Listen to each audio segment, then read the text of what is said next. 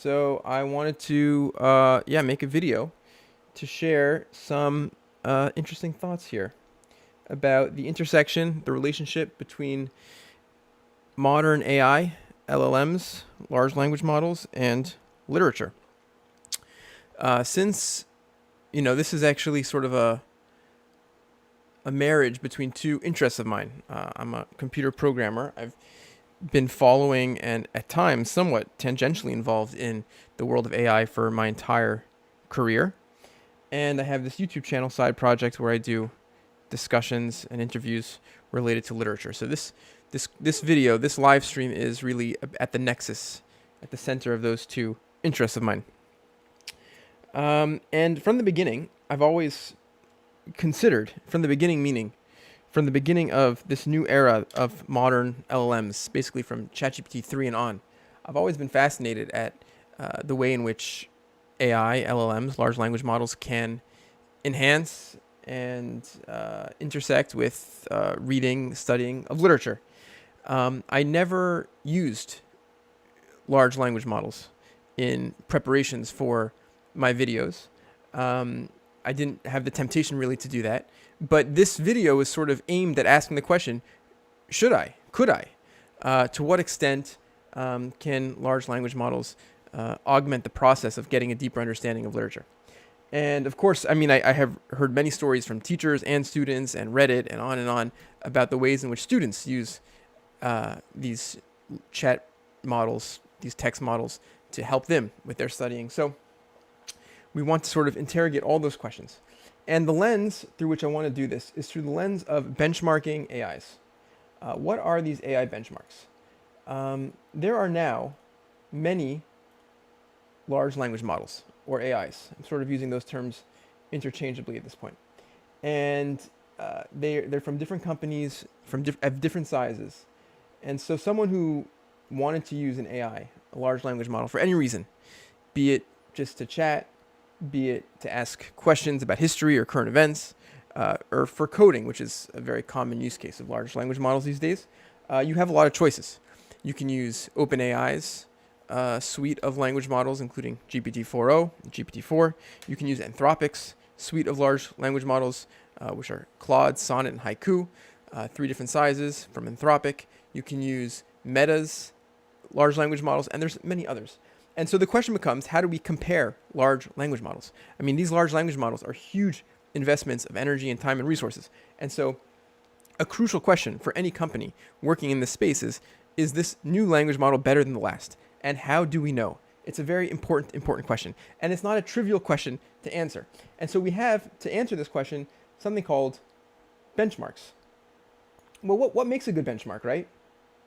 The way in which large language models behave and respond is pretty non-deterministic. So benchmarks, should be pretty verifiable, pretty scientific. You generally want to benchmark large language models on things that you can't really Google. And there's sort of 2 reasons for that. The first reason is, if it's a Googleable question, like, what is the circumference of the Earth or something, something like a fact question, then large language model probably isn't the right tool for the job.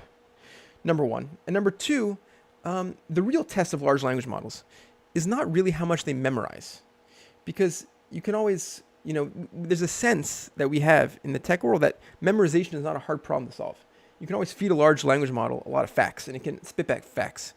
Intelligence, the metric that we're after is kind of the processing, the understanding, the comprehension, the ability to synthesize different pieces of information in a way which feels very human, which we would call intelligent. So that's really the question. More benchmarks here. This is when Claude 3.5 Sonnet was just announced, and it sort of trounced all the competitors in a lot of ways, except for undergraduate level knowledge, MMLU. One of the tricky things about benchmarks is they have to be kept secret. They have to be kept private. There should be a way to validate the correctness of the models and how well they do.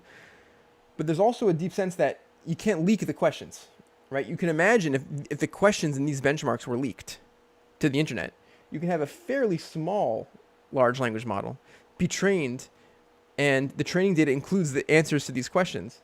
And this fairly small large language model will crush all the competition because it knows specifically the answers to these questions. It sort of memorized them. And then the metrics would imply that this new small model is the best model that we ever saw. But of course, that would not be really an accurate representation of what's going on. So these are all the ways in which benchmarking is tricky. Okay. Let's delete the first question. Today, I would love to test 5 different models: GPT-4o Mini, GPT-4o, Llama 405B, and Claude 3.5. They are from 3 different companies. OpenAI is the GPT-4o family, Meta is the Llama family, and Anthropic is Claude 3.5. These are roughly the best, around the best 5 models we have today that are publicly used, publicly available. Meta is open source. Claude and GPT cost money, $20 a month subscriptions. And here I have a rough description of the scales, the sizes and the models that we're dealing with. And it'll be interesting to see to what extent the quality of the output scales with the size of the model. That is an interesting question. The range in size here is dramatic. The tilde implies we don't exactly know, because GPT and Claude are closed source models, and OpenAI and Anthropic, they don't release the exact size of their models. So we don't really know the exact size. But we can speculate, and people have speculated that these are rough sizes. So, but GPT-4o Mini, we've been told by OpenAI, is a tiny model on the scale of Llama 8B. So we're talking about a 10 billion parameter model, really small compared to Claude 3.5. The original GPT-4 was rumored to be about 1 trillion parameters. So super massive. Okay. So let's pull up the models. These are the 5 models. This one. Great. This one will set to 7dB. This one will set to 405B. This will be GPT-4o Mini. This is GPT-4o, and this is Claude 3.5. I have a series of questions that I came up with. These are my original questions. I didn't find them anywhere. And they're chosen in part because I have very strong opinions about the answers to these questions. That's sort of the point. So let's just do it. My first question is 5 biblical references in Moby Dick. Let's just run it through the gauntlet here, and let's see what we get.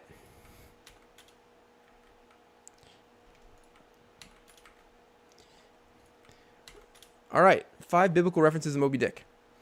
There are a lot of biblical references in Moby Dick, and let's start with the small meta model. The white whale as Leviathan, sure. That makes a lot of sense. Leviathan is definitely a biblical reference.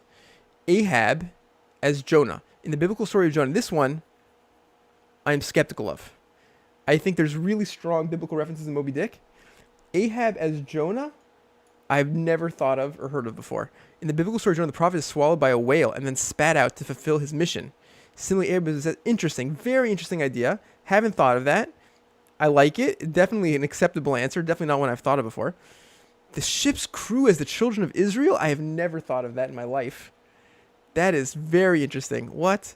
The Israelites wandered the wilderness guided by a pillar of cloud and fire. Similarly, the crew of the Pequod is guided by what? That I'm very skeptical of.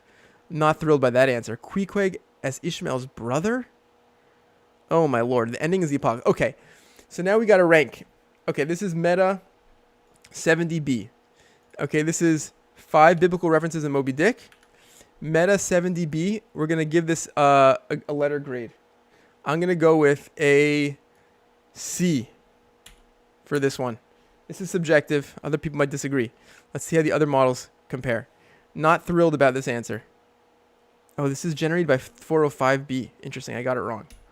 Thank you for telling me, Llama. Meta. So this was incorrect.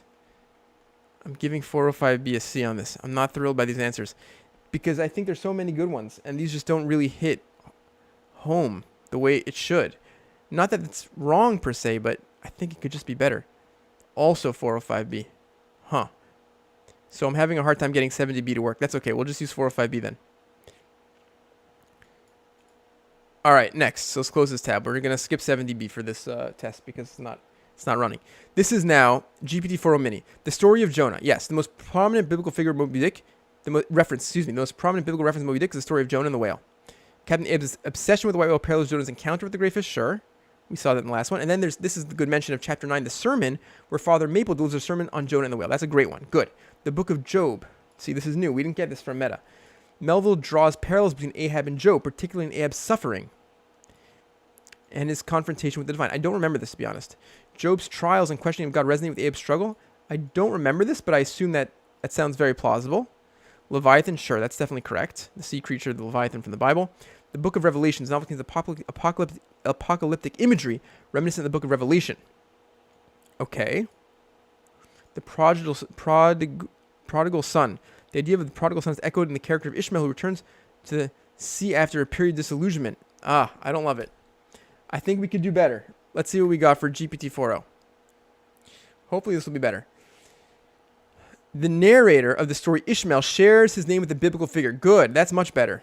The son of Abraham and Hagar. In the Bible, Ishmael is often considered an outcast. See, this was missing from our previous answers. Excellent answer. It mirrors that narrator's outsider status and his wandering, searching nature. 100% correct. Captain Ahab. Yes, Ahab is named after the wicked king of Israel who worshipped Baal and was married to Jezebel. The biblical reference highlights Ahab's monomaniacal and blasphemous nature in the pursuit of Moby Dick. 100%. Jonah and the whale. The story of Jonah, who was swallowed by the great fish, is explicitly referenced multiple times. Correct. It underscores theme of fate, divine will, and human defiance. Yes, the Pequod. The ship's name Pequod references the Pequod tribe, which was decimated in the Pequod War. This I'm not familiar with. That's news to me. Interesting. That's a bit of a stretch in my opinion. Father Maple sermon, 100%. This is much better. Father Maple delivers a sermon, the story of Jonah. Okay. My favorite biblical allusion, by the way, is the Rachel, the weeping Rachel at the end of Moby Dick, who is searching for her lost children. So far, none of these models have gotten that one. Let's update our list here. I feel like C is a little bit harsh. I don't really know what to do with this. I'm just going to grade harshly. And if I'm too harsh, then it's too harsh. It's subjective. I'm going to grade harshly. We're going to give GPT-4o Mini a B, I think. And we're going to give... yeah, we'll give GPT-4o... it's like a B or an A. I don't want to start getting middle grades. I'm just going to give it an A.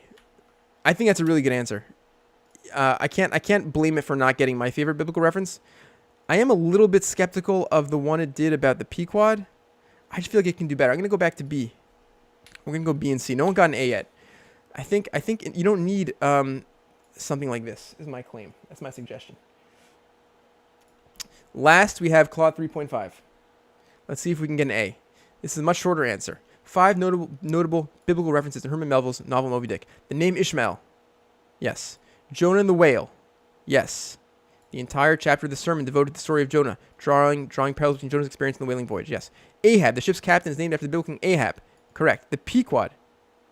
Oh, it's mentioned in the Old Testament. Oh, I guess the ship's name alludes to ancient Israelite tribe. I did not know that.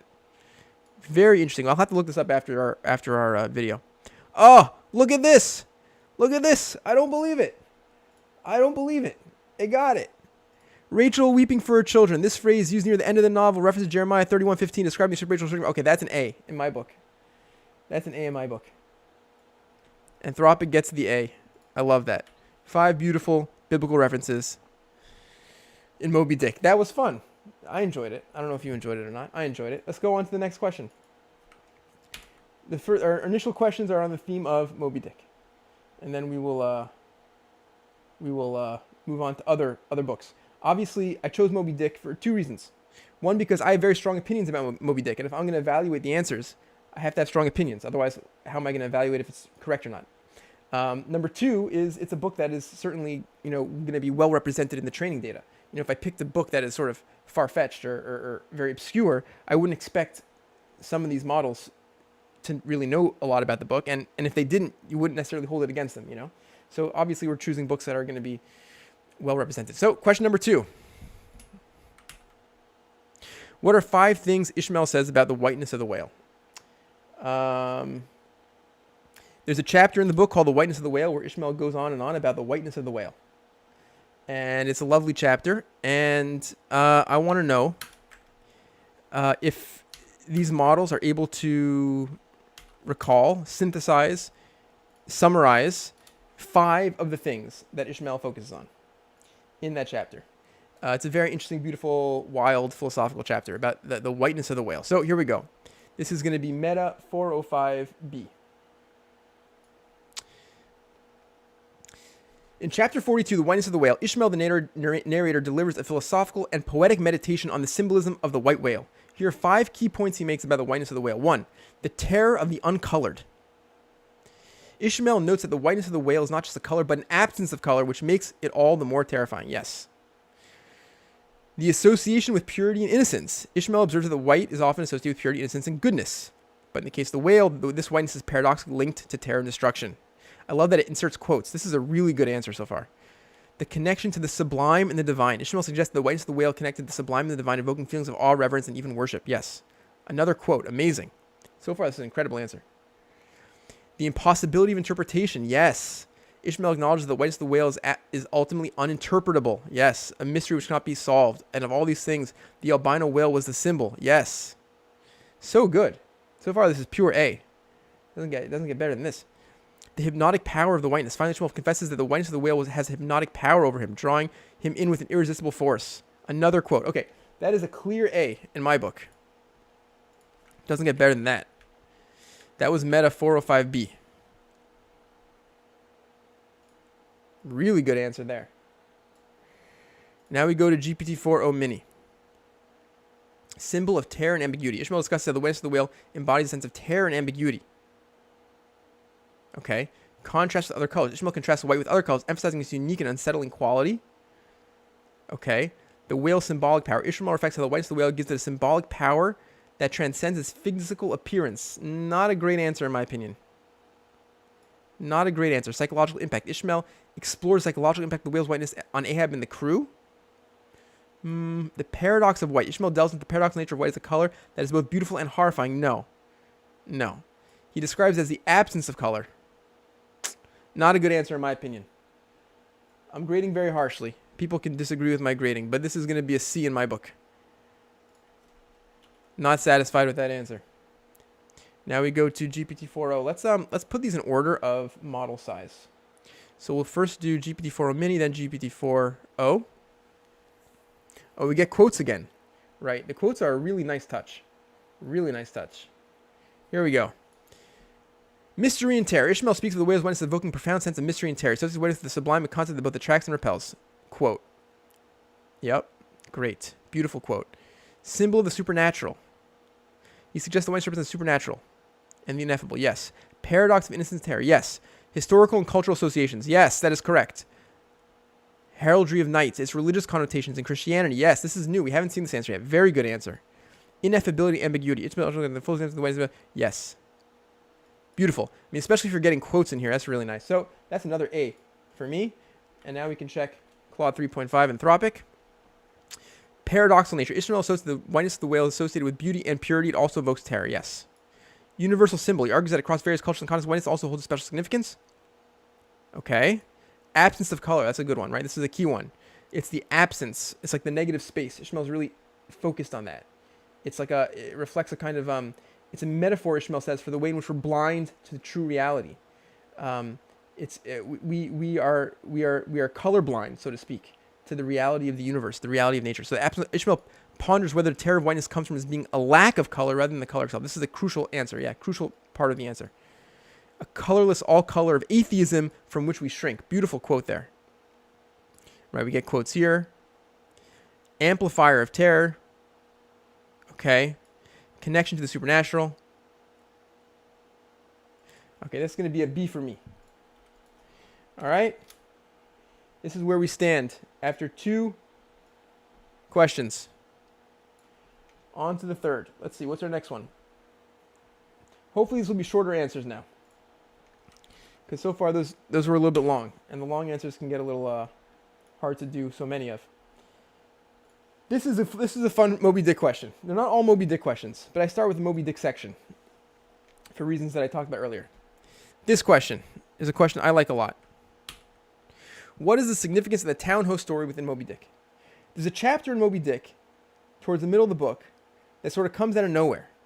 And it's a long chapter, and it's the town host story. And it's the story of a ship and a mutiny on the ship, where some people try to, take over the ship, and they get locked, and there's a fight. It ends in disaster. My question is, why does Moby Dick have this interlude of the town host story? What is it doing in the book? Okay, let's go. 4 models, starting from smallest to largest. Let's see how we do. What is the significance of the town host story within Moby Dick? Reflection of so many answers. Good Lord. Well, this is the smallest model. Reflection of Ahab's obsession. Reflects, right? It reflects a destructive obsession with Moby Dick. How so? The story, told by a sailor from the town ho, recounts a mutiny that occurred on the ship, driven by the crew's frustrations and conflicts, which mirrors the tension and menace aboard the Pequod due to Ahab's obsession with the white whale. Yeah, that's correct. That's correct. Themes of mutiny and rebellion. Yes, this is correct. The story highlights themes of mutiny and rebellion. The crew of the town ho rebels against their captain, echoing the discontent and unrest that brew among Ahab's crew.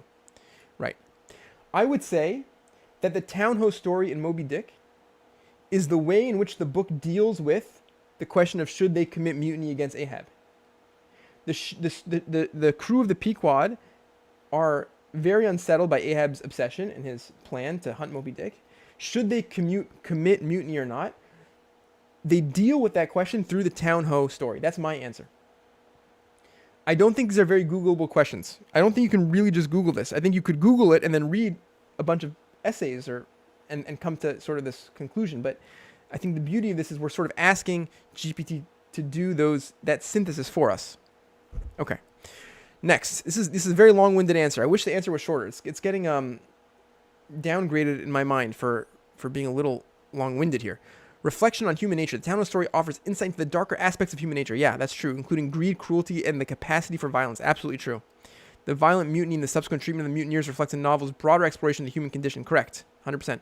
Foreshadowing of tragedy. 100%. It foreshadows the tragedy at the end of the book for sure. Narrative interruption and deepening complexity. Yeah. Acts an interruption in the main narrative, but deepens the novel's complexity. Adds a layer to the story. Yeah, 100% true. Honestly, I'm inclined to give that an A. From my perspective, that pretty much knocked it out of the park. That was a great answer. Maybe someone will do better. Next model. That was a great answer from GPT-4o Mini. The town host story. Again, another long answer from GPT-4o. The town host story is a significant digression in Moby Dick. Key points. A parallel narrative. Yeah. It serves as a parallel narrative to the main plot of Moby Dick. Okay, good. Character foreshadowing. The story introduces characters and situations that foreshadow events in the main narrative.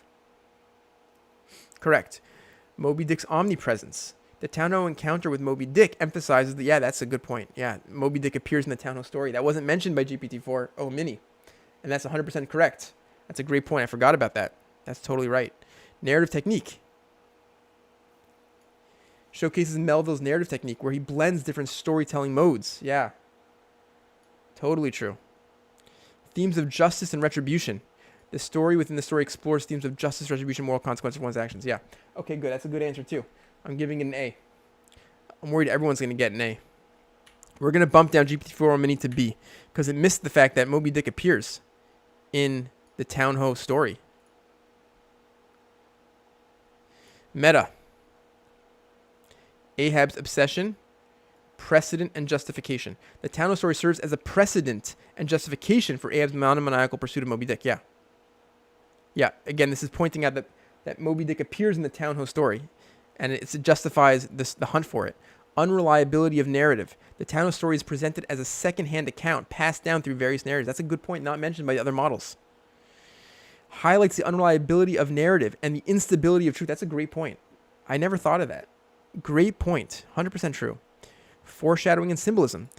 Contains several elements that foreshadow events in the main narrative, such as the destruction of the Pequod and the fate of its crew. The tale also introduces symbolic motifs like the Jonah.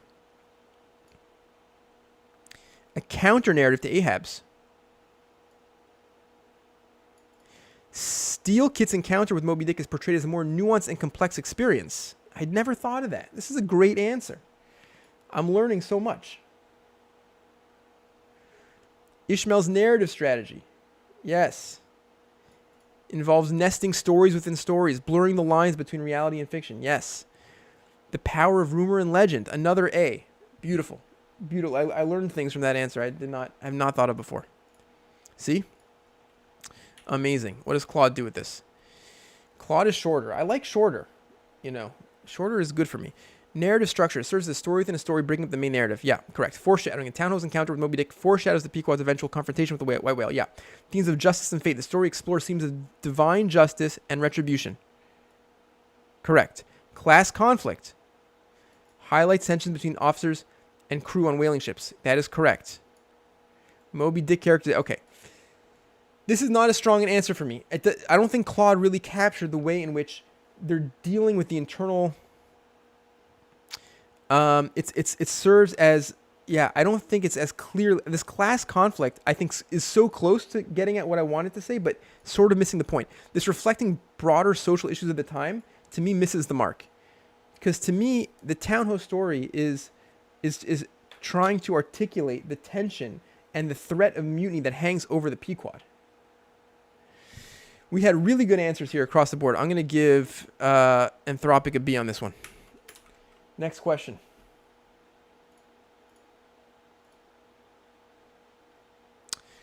I'm gonna prefix this. Okay. Moving on to a new book. Why did Samuel Johnson oppose America's struggle for independence from Britain? And I'm going to prefix this question with saying, as briefly as possible. We need short answers. Samuel Johnson is the author of from 18th century England, of the great Johnson's Dictionary and other books, and his autobiography was Boswell. James Boswell wrote the great epic autobiography of Samuel Johnson. And Samuel Johnson is famous for opposing America's struggle for independence at the time. So my question is why? The answer that I'm looking for, there's a lot of answers. There's many answers. The answer that I want to see is his moral qualms. Samuel Johnson took a moral stance against the colonies. Yeah, I should do what EB says with Dostoevsky's books. I agree. I'm passionate about Dostoevsky. I have a lot of thoughts. I could do it with Dostoevsky as well. Let's see what the AI can tell us. Again, like I said before, I'm specifically interested in the moral valence, the moral element of Samuel Johnson's critique. But let's see. Let's see what we get. Samuel Johnson opposed American struggle for independence because he believed it was a rebellion against legitimate authority. That is absolutely correct. He viewed the American colonies' demand for independence as an unjustified revolt against British rule. Correct. Which he thought would lead to disorder and weaken the British Empire. 100% true. Johnson also argued the colonies benefited greatly from the British protection. That is true. And governance, and their attempts to break away were misguided and detrimental to both their own interests and those of Britain. Okay. All true. All true. That's Mini. GPT-4o. Samuel Johnson opposed America's struggle for independence primarily because he believed that American colonies benefited from British protection and trade, and he believed the colonists' demands as hypocritical and unjust. He argued the colonists themselves practiced slavery, were insincere in their cries for liberty, and saw the rebellion as a threat to the established order and unity of the British Empire. That is what I was looking for. The hypocrisy of slavery, I believe, is critical to Johnson's critique. And Johnson, Johnson was a really harsh critic of slavery. And I think this is important because I think when we think about what the War of Independence was, I think in America we sort of lose sight at the way in which slavery was central to America's fight for independence from Britain. Meta AI. Samuel Johnson opposed American struggle for independence from Britain because he believed in loyalty to the crown, taxation as a necessary evil, fear of chaos and anarchy. Missing the moral component, in my opinion. Samuel Johnson opposed America's independence primarily because he believed the British imperial authority.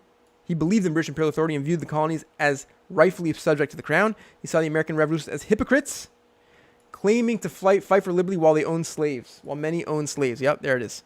He considered the colonists' complaints about taxation to be exaggerated and unjustified. Johnson was a staunch Tory and loyalist. Yep, that's absolutely correct. No one else mentioned that so far.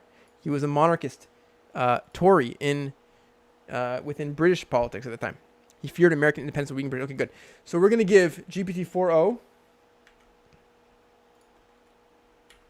and Anthropic the A, and we'll give these models the B. Great.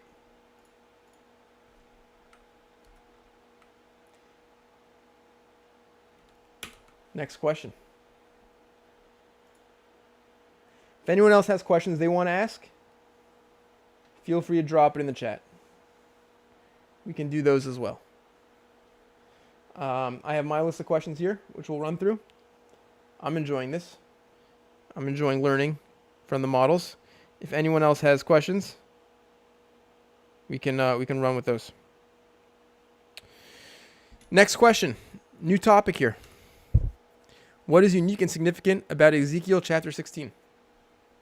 Ezekiel chapter 16 is one of my favorite chapters in the Bible. I don't know the New Testament. I haven't read the New Testament, only parts of it. But from what I know of the Bible, Ezekiel chapter 16 is one of the strangest, most weird, amazing chapters. From what I know of the Bible, the Old Testament, which I know very well, there's nothing like it. And I want to see if the LLM can tell us why.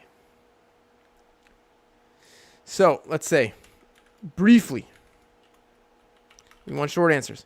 What is unique and significant about Ezekiel chapter 16? One day I hope to do a video about Ezekiel chapter 16.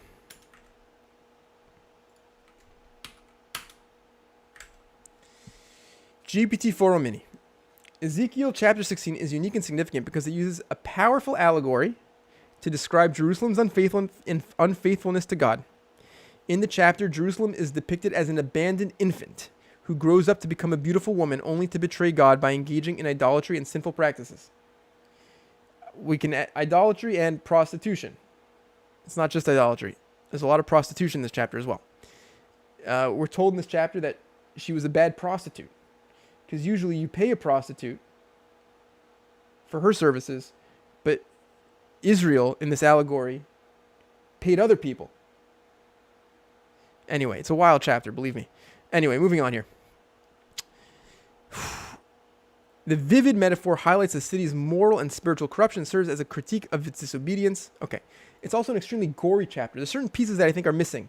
I think this answer is not really capturing the depth of the gruesome depravity sort of captured in this chapter.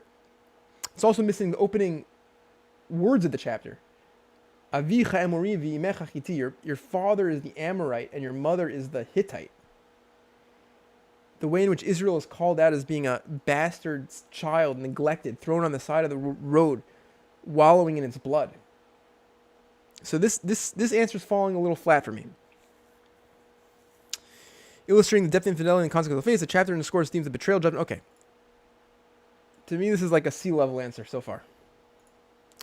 Ezekiel chapter 16 is unique and significant because it uses a vivid allegory to depict Jerusalem as an unfaithful wife. The chapter portrays God's nurturing care for Jerusalem from its infancy, only to have the city betray him through idolatry and immorality. The graphic and emotionally charged narrative emphasizes themes of covenant, betrayal, and divine judgment, highlighting the depth of Jerusalem's sins and God's enduring commitment to his people despite their transgressions. The chapter is notable for its intense imagery. Yeah. Okay, so this is a little better because it highlights the intense imagery and the graphic and emotionally charged narrative. So I'm going to give a C to Mini and a B to GPT-4o so far.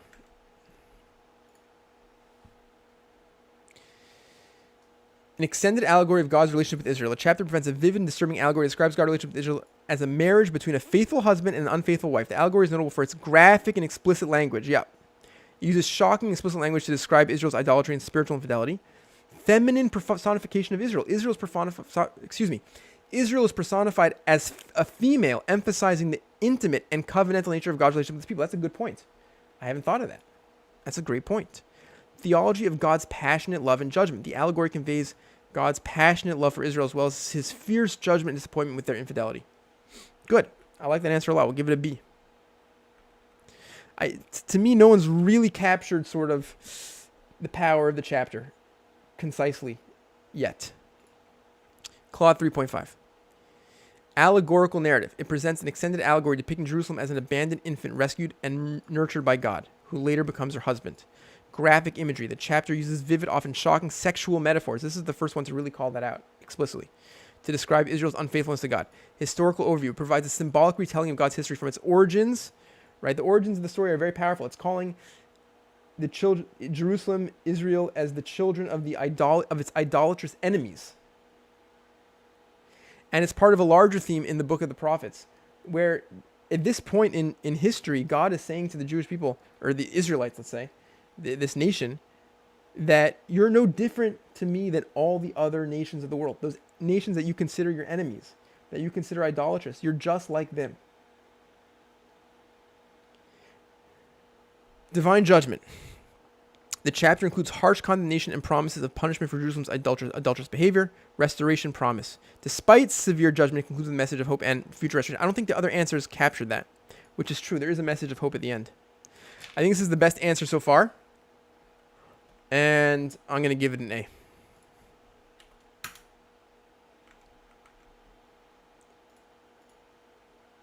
Next. Moving on to some nonfiction.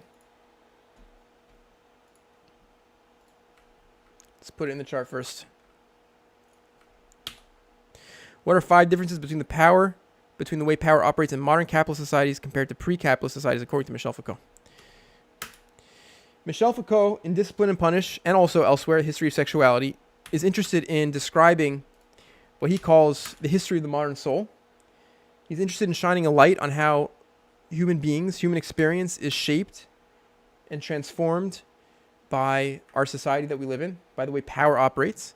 And he identifies many differences between pre-modern and modern societies, and the way in which they function and the way in which we exist in those societies. So I'm looking for 5 examples of how power, comparing and contrast pre-modern and modern societies, according to Michel Foucault. So this is a little bit lengthy. We're probably not going to read all the answers in their complete form, but we'll just sort of highlight the key points. Disciplinary power versus sovereign power. In pre-capitalist societies, power is primarily exercised through sovereign means. The sovereign is the king. He's the autocrat, the dictator. Embodied in a monarch or sovereign figure. In capitalist societies, power operates more subtly, right? Through disciplinary means. The sovereign controls through the means of war. In modern society, it's not as overt, the means of control. Focusing on controlling and regulating individuals' behaviors and bodies within institutions like schools, hospitals, and prisons. Correct. Visible versus invisible power. Pre-capitalist societies often had visible, centralized forms of power. Modern capitalist societies feature more decentralized, diffuse forms of power. Correct. Punishment versus surveillance. Yeah. Pre-capitalist societies relied on punitive measures and public executions to maintain control and assert authority. In contrast, modern capitalist societies use surveillance and continuous monitoring as tools of control, emphasizing the internalization of norms and self-regulation over overt punishment. Yeah, beautiful, correct, 100%. So far, this is a great answer. No problem with this answer at all. Public spectacle versus everyday regulation. This seems a little bit repetitive now. In pre-capitalist societies, power is often enacted through public spectacles, sure. I feel like we've already said that. Such as trials and executions, which were intended to demonstrate authority and enforce social order. Modern capitalist societies emphasize regulation through everyday practices and institutional routines that shape individual behavior. Okay. Again, like I said, a little redundant maybe. Monolithic for network power. Okay, also feeling a little redundant now. Okay, good. Answer number 1. Not bad. Not bad at all. GPT 4.0. Disciplinary power versus sovereign power. Pre-capitalist power often exercised. Okay, sovereign power. So we saw this already in the previous answer. Good. Biopolitics. This doesn't appear in Discipline and Punishment. This appears in the History of Sexuality, I believe. Modern capitalist societies incorporate biopolitics, which involves the management of populations through policies and practices that affect life and health. That's true. According to Michel Foucault, that's true. Pre-capitalist societies focus more on controlling territory and the lives of subjects through direct command rather than through regulation of populations. Correct. Panopticism. Right, the panopticon is a technology, a tool of surveillance. So that's correct. Modern society focuses on surveillance. Correct. Normalization. In modern capitalist societies, power functions through the creation of norms. Correct. And the pressures to conform to these norms. Correct. Correct. Correct. Microphysics of power. Modern power operates on a micro level, affecting individuals' daily actions and interactions through subtle mechanisms embedded in various institutions. That's a great answer. So to me, that's an A. To me, that's an A so far. Let's go. These are pretty good answers. B, A. This is a B because I mean, I don't want to give it a C because it was a good answer, but there was redundancy in some of the answers I felt, especially 4 and 5. Okay, Llama. From sovereign to disciplinary power. Pre-capitalized power was concentrated in the hands of the sovereign. Exercised through violent means. Modern capitalist societies are characterized by disciplinary power. Subtle, diffuse, pervasive mechanisms like surveillance, normalization, and control. Visible to invisible power. Correct. Power was tangible, spectacular. In modern capitalist societies, it's more invisible, operating through networks, institutions. Good. From repression to productivity. This is new. We haven't seen this yet. Pre-capitalist society relied on repression to maintain power, whereas modern capitalist societies focus on productivity and efficiency. Power is exercised through the creation of docile, obedient, and productive bodies, rather than simply repressing or punishing individuals. Right. From hierarchical to network power. From external to internalized control. That's a great answer. In pre-capitalist societies, control was external, imposed through coercion and violence. And okay. Also a little bit of redundancy in this answer as well. I'm going to give it an A. It's hard to sort of judge these, to be honest. We're going to go with an A, though, for Llama. Claude 3.5.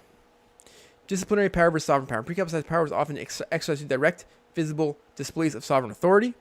Good. Productive versus repressive power.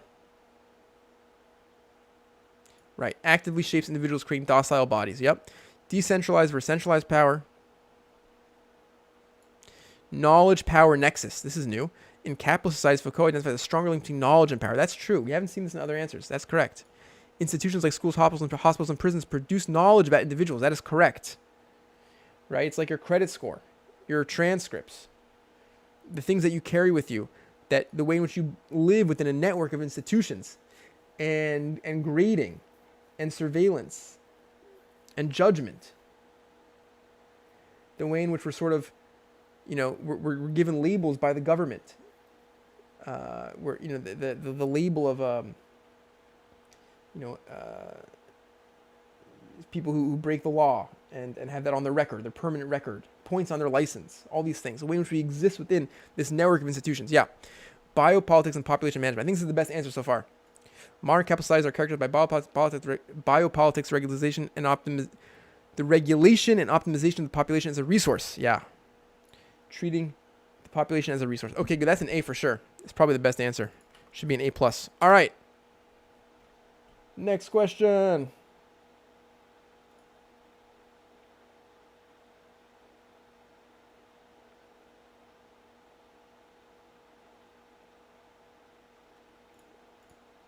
This will be a fun one. I'm going in a different order than my notes have here. I'm trying to switch it up. Keep it interesting. This is an interesting question to me. I want to know what AIs think.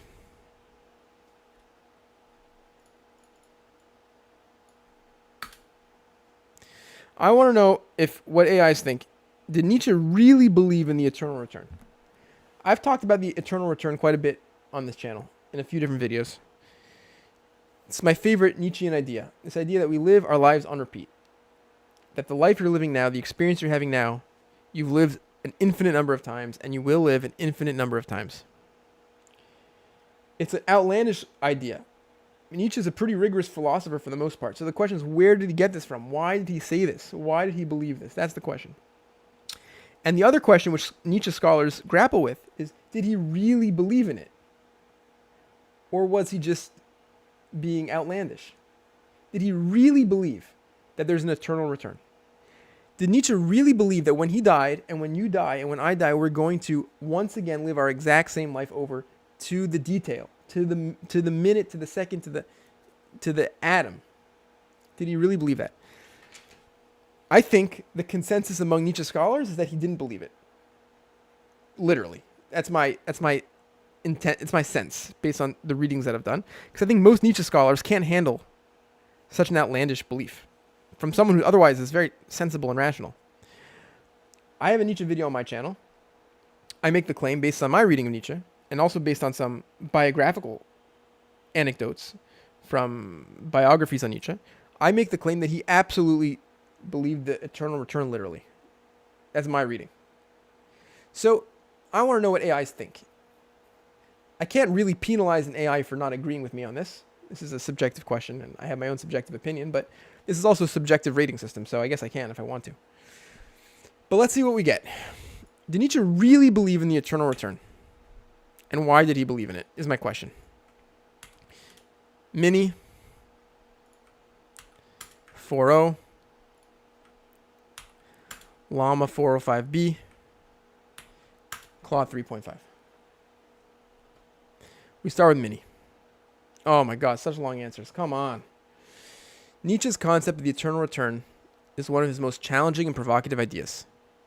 While Nietzsche presented it as a thought experiment rather than a literal belief, he used it to explore existential themes and values.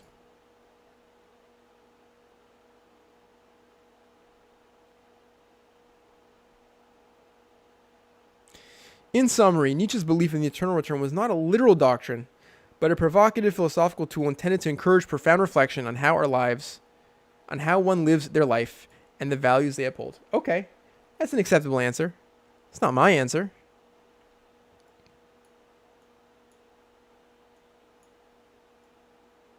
Interesting answer here. Let's move on. GPT 4.0. Nietzsche's concept of the eternal return is one of his most provocative and enigmatic ideas. Here are the key points regarding whether Nietzsche believed in it and why he proposed it. This is important. Affirmation of life. It is here. Good. They both have it. Yeah, they both have it. Provoke a deep affirmation of life. That is correct. That is the key point of the eternal return. Nietzsche proposed that if one could embrace the notion of living one's life over and over again with all its joys and sufferings, this would demonstrate a true love of life and existence. Yeah. That is true. It's a response to nihilism, test of strength. To accept the eternal return requires a strong, life-affirming individual. That's true. Metaphysical speculation. Some interpretations suggest that Nietzsche entertained this idea as a metaphysical hypothesis. There's little evidence that he literally believed in the physical reality of eternal occurrence. So it raises this as a possibility that it might be something he actually believed in, but it doesn't accept that. 4.0 Mini did not mention that here.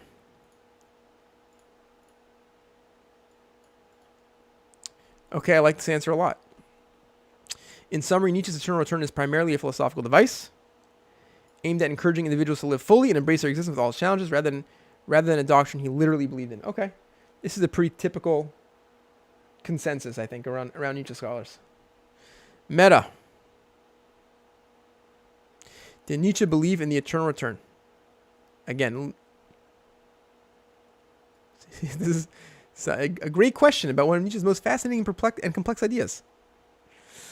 Nietzsche likely didn't believe in the eternal return as a literal scientific fact. Instead, he used it as a thought experiment. Okay.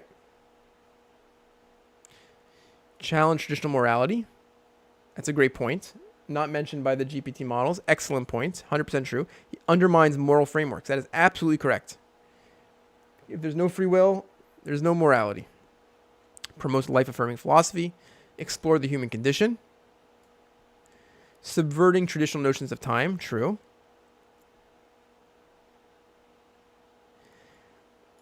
Cosmological interpretation, psychological interpretation, philosophical interpretation.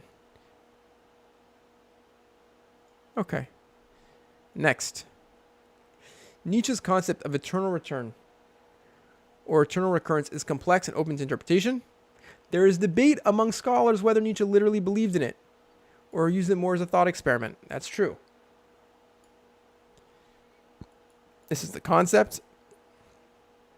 Ethical implications. Nietzsche often presented as a test. If you could accept and embrace eternal recurrence, you'd achieve the life-affirming attitude. Psychological tool. That's true. This is new. Some argue Nietzsche was influenced by contemporary scientific theories about energy conservation and cosmic cycles. Yeah, that's really interesting how his idea intersects with our understanding of a larger and larger, vaster universe, a universe that might be infinite, a metaverse, a universe that could recur. As I point out in my hour-long Nietzsche video, this eternal recurrence comes up in Dostoevsky's The Brothers Karamazov, when Ivan is going through stuff and it weighs on his conscience that the death of his father, and he has a fever and he's hallucinating, and the devil appears to him and he's having a conversation with the devil, And the devil tells him a story about someone who died and was an atheist and didn't believe in the afterlife and had to walk, waited billions of years and had to walk quadrillion miles to get into heaven. And Ivan says, but that's longer than the whole universe. And the devil says, the universe repeats over and over again. Everything repeats. So yeah, there's an intersection there with our understanding of cosmology. That's a great point. Not mentioned by any of the other answers. I'm not going to grade these answers. These are all very good answers. I like that Claude is more open-ended about this question of whether or not Nietzsche took it literally. Whether Nietzsche literally believed in eternal return is uncertain. He may have found it a compelling possibility or valuable regardless of its literal truth. Very nice.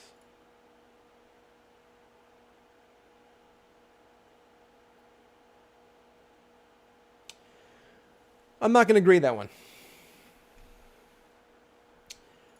Let's take a look at our grading so far, because I think we're going to take a break from grading. I think that GPT-4o Mini, on average, clearly did worse than the others. I think Claude 3.5 won. Only one B. And it looks to me like the middle tier models are in the same category here. So it's interesting how the results do seem to scale with the model size. I think that's interesting, more or less. Let's take a break from the ranking. It's not so important to me anymore. I think we got the point with the ranking. Let's do a few more of these questions though, because I'm enjoying them. I'm learning from them.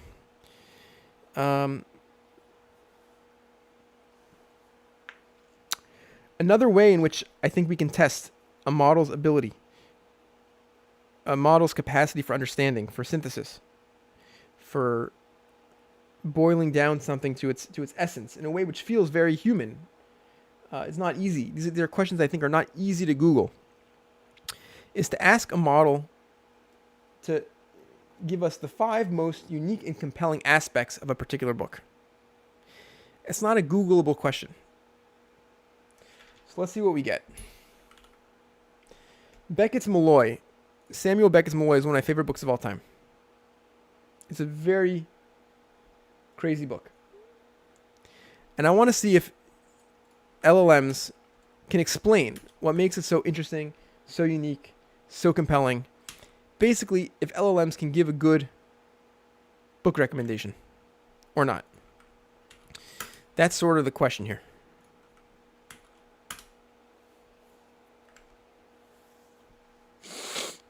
Let's see what we get. Fragmented narrative structure. That's true. It intertwines the stories of 2 protagonists, Malloy and Moran, whose narratives intersect in unconventional ways. Very true. Stream of consciousness. That's true.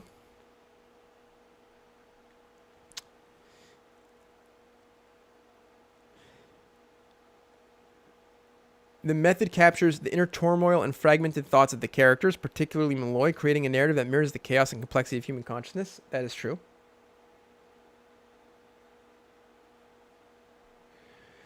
Existential themes. The novel explores existential themes such as the search for meaning, the nature of identity, and the experience of alienation. Beckett's characters grapple with these themes in a way that reflects the absurdity and futility often associated with existential philosophy. Okay. Minimalist and absurdist style. True. Novel features sparse, repetitive language and a focus on mundane details. Correct. Which highlights the absurdity of existence and the often trivial nature of human concerns. Innovative language use. Okay. That's a great answer from my perspective. Yeah, this is a great answer from GPT-4o Mini. Let's see if we could do better. Stream of consciousness narrative. Yep. Existential themes. Yep. Dual narrative structure. So far, this is pretty much the same answer we got before. Minimalist and pared down prose. Correct. Philosophical and metaphysical reflection. Blurring the line between reality and imagination. Beckett challenges readers to question the nature of existence, identity. Okay. 2 very solid answers. What's missing from these answers? What's missing from these answers are questions of interpretation. The way in which we make meaning out of the world. The book is obsessed with the meaning-making apparatus of the human mind and the way in which it leads us into absurdity. The way in which we need to make meaning even when there's no meaning to make. That, I think, is the central theme of the book. Certainly of the second half, the Moran part of the book. Moran is a detective searching for Malloy. There we go. Meta. Unreliable narrator. See, new answer. Very good point. Not mentioned from the GPT answers. 100% correct. Two unreliable narrators, Malloy himself and Moran. Both these narrators have no idea what's going on, which is what makes this book so crazy. You have two unreliable narrators who are super confused. The quest for identity. Malloy's journey is a quest for identity. Another great point, not mentioned in the GPT answers. Yes, he's trying to figure out who he is. There's a moment in the book of Malloy where he gets called into the detective. He gets like arrested by the police, and he's being interrogated. And they ask him his name, and he doesn't remember his name. And then later on, like when he's still in the book, like the conversation has moved on completely, and he remembers his name. He's like, I am Malloy. This quest for identity. Malloy has to go to find his mother's house. He doesn't know why. Excellent point. Not mentioned in the GPT answer. So far, this seems to be a superior answer. The disintegration of language. Yes. Beautiful. Thoughts become increasingly fragmented and just disjointed. This mirrors the disintegration of his physical body and a sense of self. Yes. Yes. Yes. Beautiful. The absurdity of purpose. Yes. Malloy's search for his mother is a seemingly purposeful quest, but is ultimately revealed to be an absurd and futile endeavor. Yes. The whole book is characterized by that. Highlighting the futility of the human endeavor and the search for meaning in a seemingly meaningless world. Yes, correct. Beautiful answer from Meta AI's Llama. The interplay between movement and stasis. Another beautiful point not mentioned in the GPT models. Malloy is torn between movement and stasis as he oscillates between periods of frenetic activity and periods of paralysis. Beautiful point. Tension between desire for change and the inevitability of stagnation. Beautiful. It's true of Malloy and it's true of Moran. Both halves of the book. Beautiful. Great answer. Neither of them, no answer so far has said what I wanted to say, which is the question of the meaning-making apparatus, the way in which we make meaning and fail to make meaning and make absurd meaning out of the world.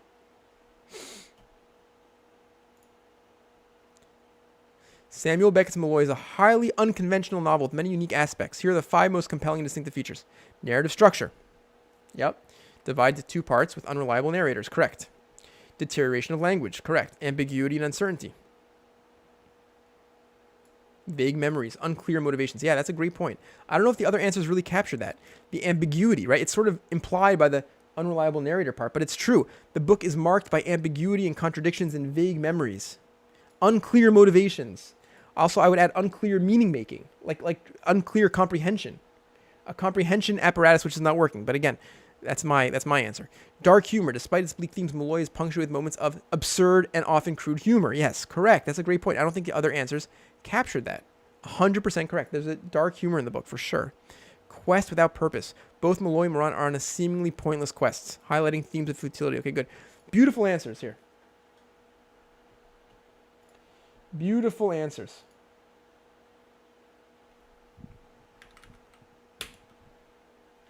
Let's do it again. What are the 5 most unique and compelling aspects of Karl Ove Knausgaard's My Struggle? Full disclosure, I have not read all 6 or 7 volumes of My Struggle. Oh. Did I break it? Okay.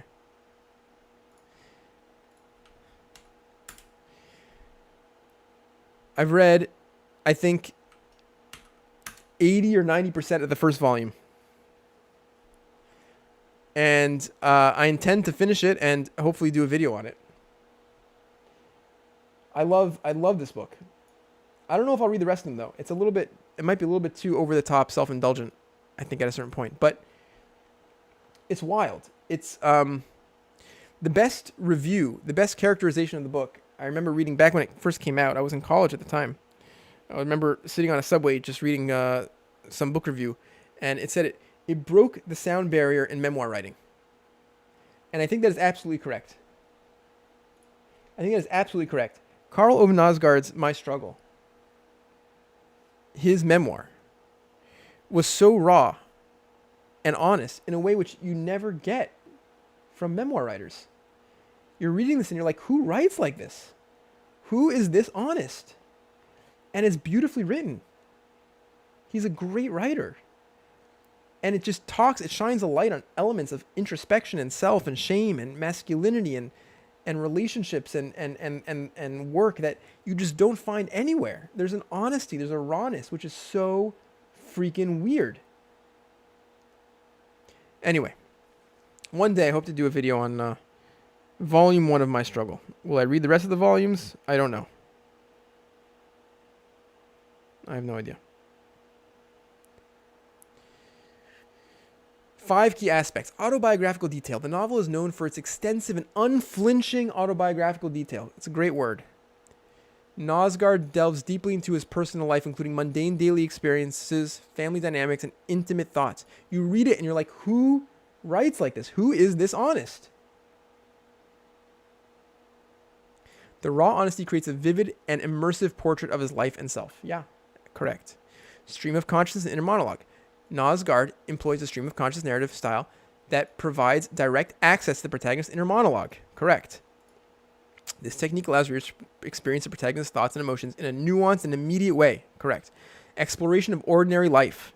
The novels focus on the ordinary and often banal aspects of life, such as routine activities, family life, and personal reflections, elevates the mundane to a level of significance. Correct. The emphasis on everyday reveals profound insights into human experience and the nature of existence. Yeah. Length and scope. My Struggle is known for its considerable length and ambitious scope. The series spans 6 volumes, with each installment featuring extensive narrative content. The sheer volume of text allows for detailed and expansive exploration of themes and characters. Reflections on art and writing. Throughout the series, Knausgaard reflects on the nature of art, writing, and creativity. He explores the struggles and complexities of being a writer, as well as the relationship between art and personal experience. Good. Okay. Solid answer. Let's move on. See if we get anything new. Radical honesty and intimacy. Unflinching honesty and raw intimacy. Correct. The minutiae of his own life. Exploring personal experiences, thoughts, and emotions with remarkable candor. Correct. Autobiographical fiction. This is a new point. We didn't get this in the last answer. Correct. It blurs the line between autobiography and fiction. It's a deeply personal account of Knausgaard's life. It is also crafted with the narrative techniques of fiction. This blending of genres creates a unique literary experience. Correct. Epic scope and detail. Correct. Philosophical and reflective depth. Throughout the series, Knausgaard engages in philosophical and reflective musings on various aspects of life, including love, death, identity, and the passage of time. Yep. Literary and cultural references. Okay, that's a good point. I didn't think of that at all. Interesting. That's new to me. Next, meta. Llama. A great question about one of the most innovative and influential literary works in the 21st century. Autobiographical hyperrealism. That's a word I've never heard in this context. That sounds great. Blurs the lines between fiction and reality, creates a hyper-realistic narrative that is both deeply personal and universally relatable. Unflinching honesty and vulnerability. Yeah. This is crucial. The mundane as profound. Really, really, really crucial, yeah. The fragment itself. This seems new. Knausgaard explores the fragmented nature of self. This is new to me. I didn't know the book does this. Revealing multiple personas, contradictions. I like this point. Interesting. I'd have to reread the book to see to what extent that comes across. That sounds right. The interplay between memory and fiction. Sure. Okay, good. Knausgaard's use of memory as a narrative device raises questions about the truth, the nature of truth, the reliability of memory, the role of fiction in shaping our understanding of ourselves and the world. Yeah. Last, large language model. Extreme detail and scope. Correct. Auto-fiction approach. Unfiltered honesty. Meditation on memory and time. Yeah, 100%. And cultural impact. That's new. It's become a literary phenomenon, particularly in Norway, where it sparked debates about privacy and the ethics of writing about real people. Interesting. Okay. Not bad. I think it's time to wrap it up here. I'm going to do one more. One last one. And we'll call it a day. Naturally, we could do this all day. Many, many questions we can write. We'll do one more. Strange meeting. It seemed that out of battle I escaped, down some profound dull tunnel, long since scooped, through granites which titanic wars had groined. Yet also there, encumbered sleepers groaned, too fast in thought, or death to be bestirred. Then, as I probed them, one sprang up and stared with piteous recognition in fixed eyes, lifting distressful hands as if to bless, and by his smile I knew that sullen hall, by his dead smile I knew we stood in hell. What a poem. This is a very characteristic Wilfred Owen poem. Wilfred Owen was wrote about the experience in the trenches during World War I. And his poems are powerful. They're full of internal rhymes. The meter in these poems is so sharp and so good, and the imagery and the way in which he can consistently thrust you into this hell. He thought he was out of battle, and he's down some dull tunnel, describing the trench. Unencumbered sleepers groaned, the sense that maybe he found some respite from the war. He probed them, one sprang up and stared with piteous recognition in fixed eyes, lifting distressful hands. It's like, what an amazing imagery. So powerful. And this is consistent across Wilfred Owen's poetry. Such strong writing, so vivid, so intense about the horrors of war. I am the enemy you killed, my friend. I knew you in this dark, for so you frowned. Yesterday through me, as you jabbed and killed, I parried, but my hands were loath and cold. Let us sleep now. So, with that in mind,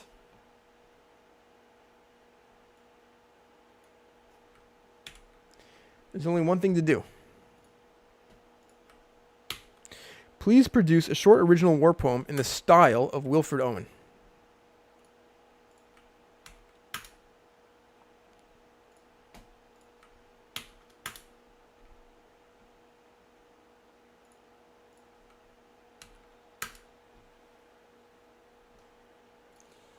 Let's see how we do. We start with the smallest model, GPT-4o Mini. Beneath the gory twilight's ghastly shroud, the crumbling earth moans tales of shattered might. Where once the brave in splendor walked unbowed, now silence weeps for broken dreams in night. That's better than I expected, I'm not going to lie. I was expecting this to be way off the mark. So far, that's pretty good. I think. Oh my God. I'm pretty surprised. Let's keep going. The ghosts of valored men march through the mire, their spectral eyes of fire with battles past. It's a little bit too sing-songy. It's a little bit Mickey Mousey, you know? Feels like more of like a drinking song than a Wilfred Owen poem does, but that's okay. Their spectral eyes of fire with battles past. Each footfall echoes deep a funeral pyre in fields where crimson shadows long will last. The imagery here in this poem is very strong. Their metals rust, their songs dissolve in mud. As fleeting stars in bloodied skies now fade, their courage dimmed, consumed by ancient blood, and time itself a mournful dirge portrayed. That Wilfred Owen never writes something like that. I mean, that's a little bit, again, it's there's a childishness to it. It lacks a kind of maturity of expression, I think. But it's not bad. O men of yore, rest in the barren clay, for peace is buried in the fields of fray. Not a bad ending. I am very impressed. It's going to be hard to beat that. And that's the smallest model. Goodness gracious. Echoes of the trenches. In shattered dusk, the weary soldiers lie, their breath a mist in whispers through the night. The earth beneath, a graveyard for the sky, where dreams are drowned in tears of endless blight. Again, very sing-songy. I don't think we're going to get around that. I think LLMs, when they write poetry, it's going to be sing-songy. I don't think we're going to be able to capture the kind of tight, meter, staccato, I don't know. Yeah. I don't know, seriousness of a Wilfred Owen poem. It has a bit of like a, I don't know. It feels like you'd sing it in a tavern, these poems. But okay. No lark to sing, no dawning light to greet, but thunder's roar and cries of men in pain. The mud mire that clings to weary feet, and blood a river coursing through the lane. Okay. Not bad. I'm much preferring the first poem so far, though. The first one's a little more kaleidoscopic, I think. They march on still through smoke and leaden rain, their hollow eyes that see but do not weep, for in their hearts a hollow gnawing strain, a memory of peace they cannot keep. I don't like that verse at all. Ugh. And in the quiet moments echoes sound of comrades lost in shadows of the past. Their ghostly voices whisper from the ground. This feels way more trite. A little more cliched. Their ghostly voices whisper from the ground a mournful song of hope that cannot last. Really cliche. This feels way more amateurish than the first one to me. So far, GPT-4o Mini is winning. Oh, fleeting life in war's unyielding hand, we fight and fall in foreign fields to die, yet in our souls a distant silent land where peace might bloom beneath an azure sky. That does not sound like a Wilfred Owen poem to me. That sounds way too hopeful. I don't know where this is coming from. It's been a while since I went through all my Wilfred Owen, but I don't like the ending at all. To me, this is a much worse poem than GPT-4o Mini, which is really interesting. Because GPT-4o Mini is much smaller.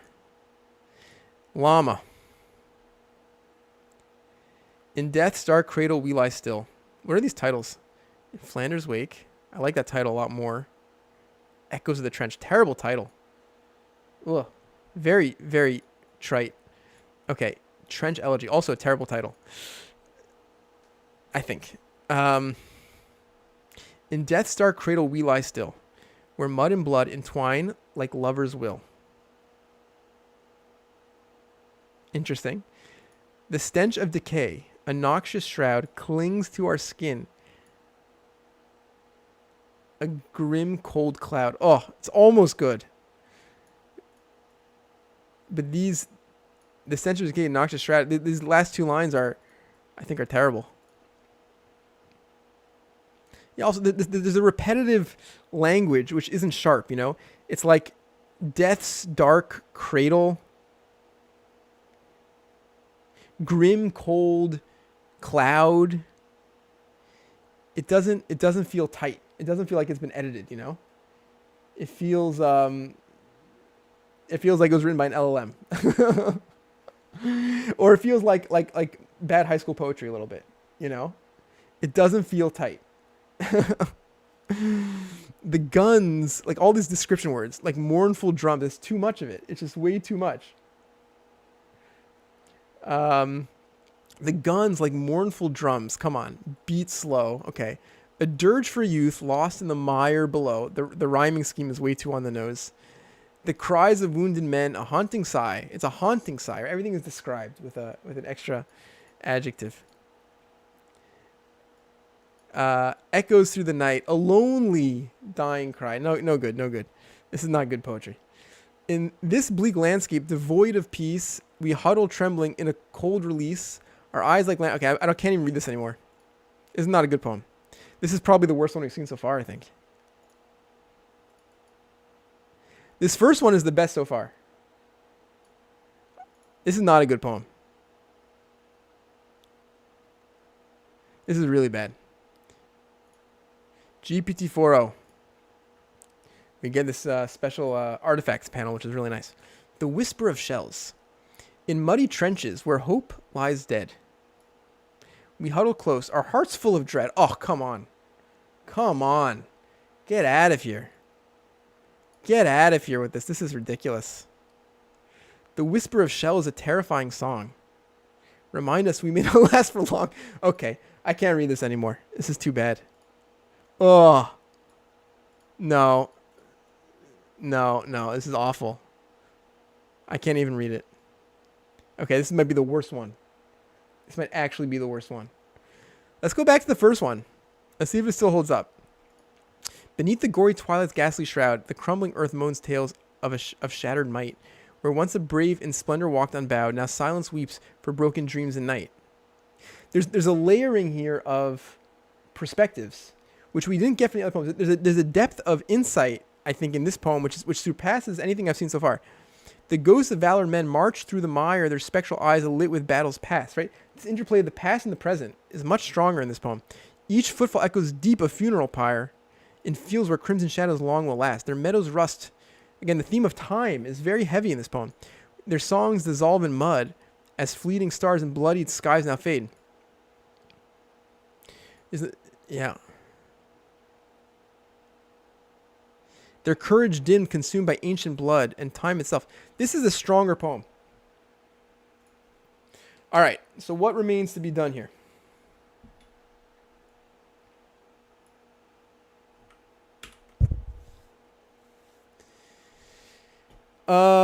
Let's say I'm very surprised. I mean, there's a real revelation here. I mean, the fact that GPT-4o Mini wrote the best Wilfred Owen poem, that's pretty impressive. Let's do another one. Click to regenerate. In silent fields, beneath a sky of weary gray, where shadows stretch and spirits sway, the fields of war now silence claim, where once were cries and stifled names. In trenches deep the soldiers lie, their dreams extinguished. None ask why. Again, this is not nearly as good. For every breath of fleeting pain, in mud and blood their hopes remain.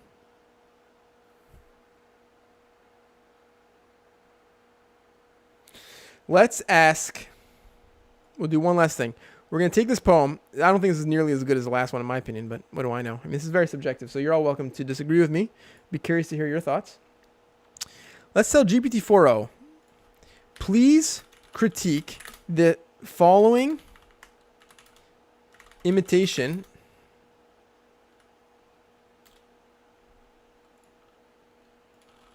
of a Wilfred Owen poem and outline, Sabaton song.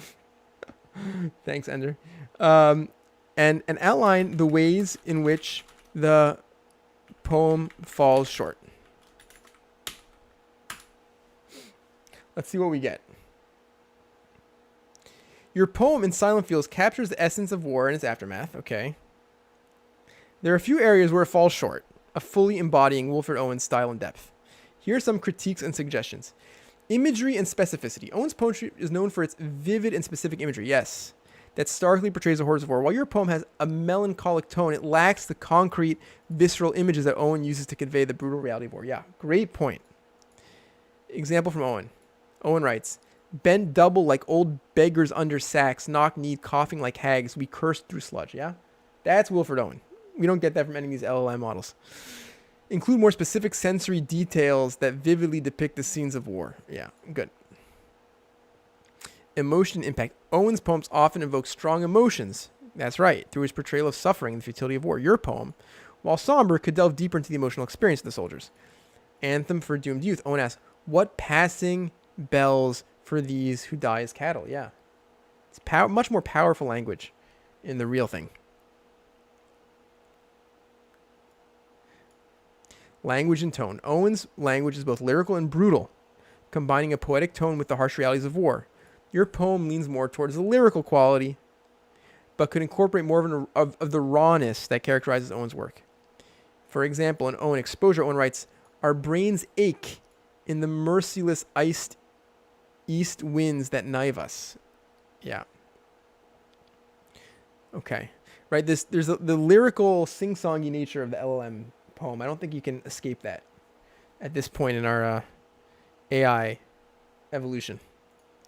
Themes in depth. While your poem touches on themes of silence and memory, it could explore deeper implications of war, such as the sense of betrayal, the questioning of patriotism, the critique of those who glorify war, right? The old lie, dulce et decorum est pro patria mori, right? I forget what this means. I think it's like how glory are those who died or something, like the glory to die in war or something like that. I think that's what it is. It is sweet and proper to die for one's country. Yeah, that's what it is. Yeah. Rhythm and structure. Owen often used varied rhythms and structures to enhance the impact of his poems. Your poem has a consistent structure, right? That's true of all these LLM poems. But experimenting with rhythms and breaking the form could add to its intensity. Strange meeting. There we go. I think we'll call it for today. There's a lot more questions we can ask. My list of questions is much longer, but and I think the lesson here is that LLMs are they know quite a bit about literature. They have quite a lot to say. I think that's pretty cool. Thanks for all those who joined. I'll catch you in the next one. Bye.